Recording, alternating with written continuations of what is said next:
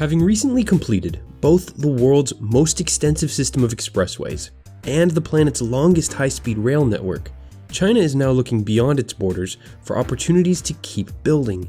President Xi Jinping announced at a recent summit that Beijing has sealed megaproject deals with 65 countries throughout Eurasia and Africa to construct ports, power stations, rail lines, roads, and all the tunnels and bridges needed to connect them back to mainland China. At a total cost of over $1 trillion, the One Belt, One Road initiative is unprecedented in size and scope.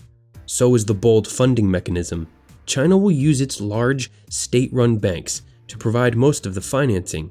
A risky move when you consider how few of the nations in the OBOR could afford something like this on their own. Oh, say the leaders of economically challenged underdeveloped Laos, Yemen, or Ethiopia, or the blood-soaked regime of Bashar al-Assad in war-ravaged Syria.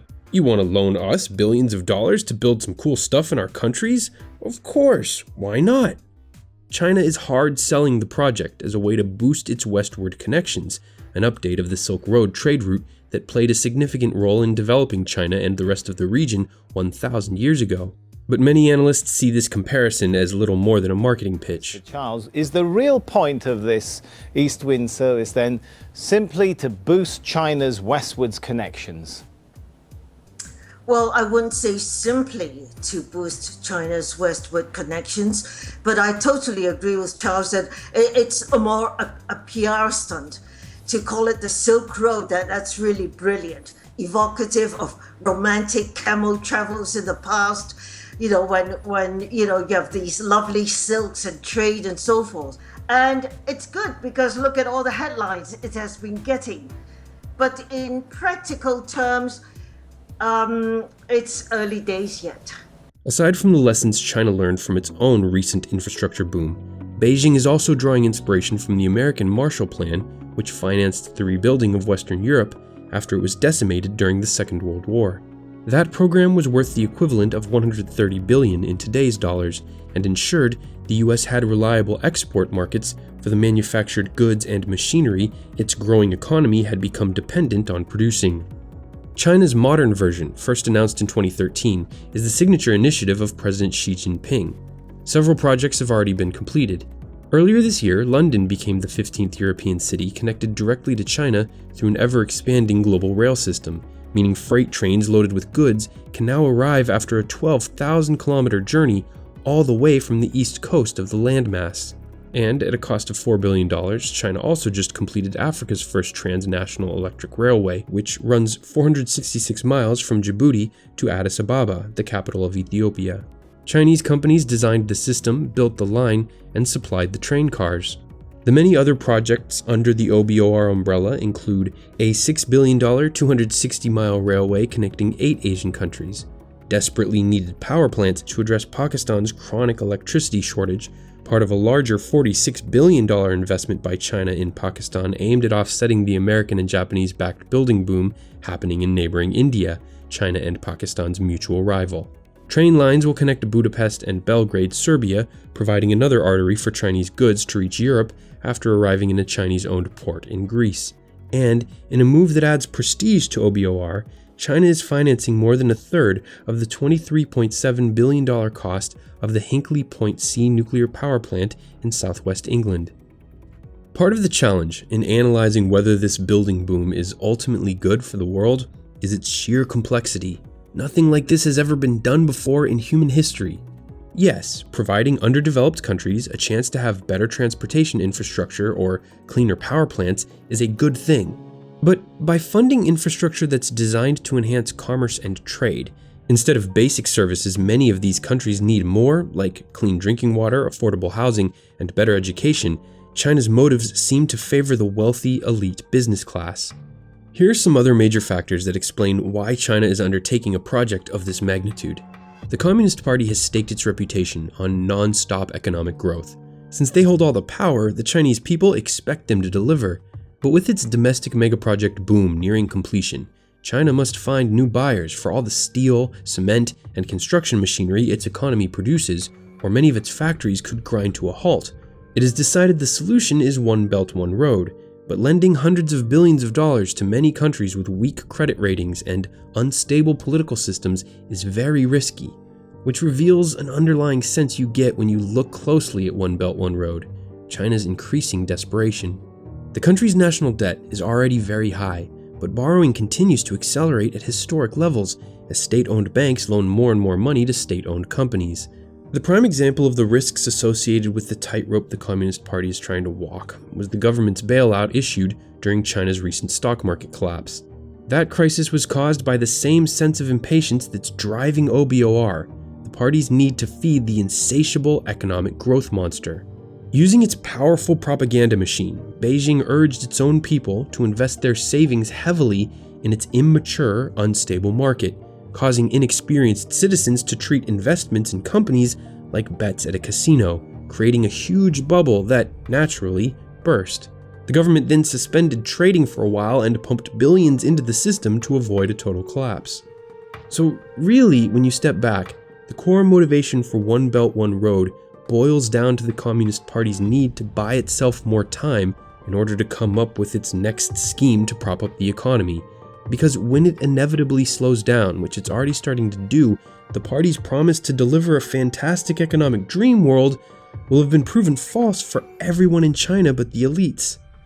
The silver lining is that many of the ventures China has undertaken will pay long-term dividends, like building up its high-tech manufacturing center, with the anticipation that when OBOR's transportation networks are complete, it will be ready to use them to deliver higher-cost goods, like iPhones, drones, and green energy technologies to the rest of the world. The other major motivating factor here is the unmistakable opportunity to gain even power status with the United States in Asia. The election of Donald Trump and then his decision to walk away from the Trans-Pacific Partnership trade deal that would have hurt China are massive geopolitical mistakes, completely unforced errors that China intends to take full advantage of. When it first announced the OBOR back in 2013, Barack Obama had just begun his second term, and the US pivot to Asia was in full force. With rivals like Japan, South Korea, and Vietnam challenging China's efforts to control maritime trade routes, it was clear China was being hemmed in on its eastern flank. Despite the election of Trump, this is still true. So by instead turning to the vast land mass to the west for new opportunities, China minimizes its reliance on maritime trade routes that could be cut off in the event of a destabilizing military conflict. At the end of the day, China is all about that business. It doesn't matter if you're a democracy, a dictatorship, or a failed state. China wants to work with you. But this willingness to embrace some of the world's more unsavory characters could backfire. Just look at who Xi is sitting next to at the OBOR summit: Russia's Vladimir Putin and Turkey's Erdogan, two men who look more and more like dictators clinging to power with each passing day. That's not a good look for China, and it reminds us that the Communist Party is even less transparent. But in a world where the President of the United States is a bumbling fool, these partnerships create much less of an image problem now than they would have just a few months ago when the widely admired Barack Obama was leading the free world. If you ask the Chinese, the OBOR is all about peace, an embrace of the concept of co-opetition. A generation ago, it was unthinkable for a country to invest billions of dollars on infrastructure in another country. But in our hyper-globalized world, dominated by interconnected markets, it may become the norm, especially when we consider the intangible benefits. Greater economic interdependence lowers the risk that groups of countries will want to fight with other groups of countries, many of whom are bound together by military alliances. Every one of these projects increases China's soft power, giving Beijing more and more leverage in any future negotiation or military conflict. The many foreign seaports it will build and manage for the next half-century will be particularly valuable chess pieces.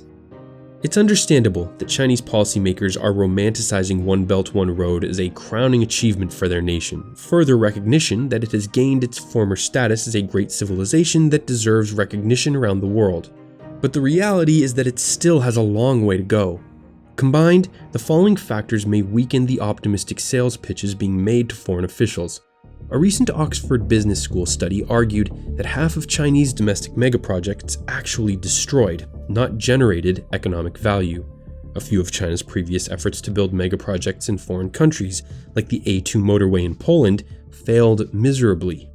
Landowners and their representatives in the national assemblies of host countries are pushing back hard against attempts to take away their land.